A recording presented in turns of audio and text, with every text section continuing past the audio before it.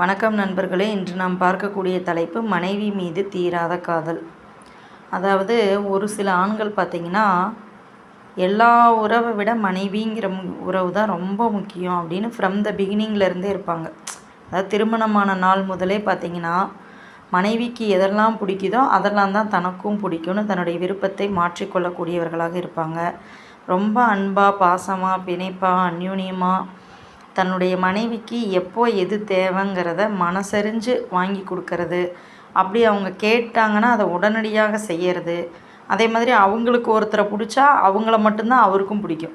மனைவிக்கு பிடிக்காதவங்க நமக்கும் பிடிக்காது அப்படிங்கிற மாதிரி இருக்கக்கூடியது.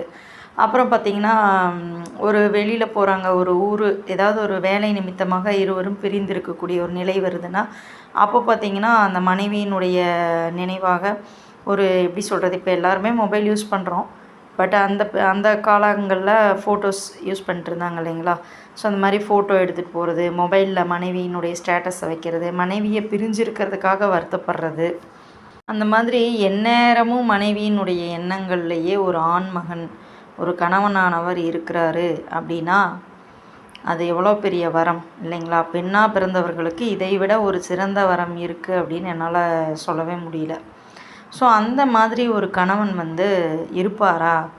அப்படி இருக்கிறதுக்கு என்ன ஒரு அமைப்பு ஜாதக ரீதியாக இருக்கும் அப்படின்னு பார்த்தீங்கன்னா, யார் ஒருவருடைய ஜாதகத்தில், அதாவது ஒரு ஆணுடைய ஜாதகத்தில் லக்னம் அல்லது லக்னாதிபதியோடு 7க்குரியவர், சரிங்களா? லக்னம் அல்லது லக்னாதிபதியோடு கலத்திரஸ்தானம் இருக்குங்க இல்லைங்களா, 7ஆம் இடம். அந்த 7ஆம் இடத்து அதிபதியோ அல்லது சுக்கிரனோ தொடர்பு பெற்றால் அந்த நபர் பார்த்திங்கன்னா கண்டிப்பாக மனைவி சொல்லே மந்திரம் என்று வாழ்பவர்.